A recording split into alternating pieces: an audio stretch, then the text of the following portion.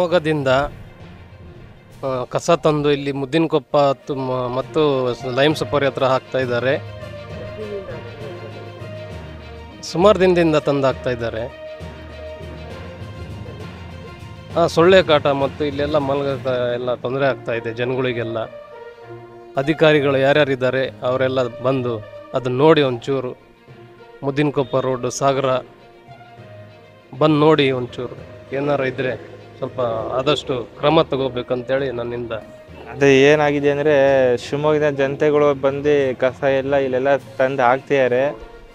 ಅದರಿಂದ ಸೊಳ್ಳೆಗಳು ಡೆಂಗುಗಳು ಜಾಸ್ತಿ ಬರ್ತಿದ್ದಾವೆ. ಇದನ್ನ ನೋಡಿ ಅಧಿಕಾರಿಗಳು ಕ್ರಮ ತಗೋಬೇಕು.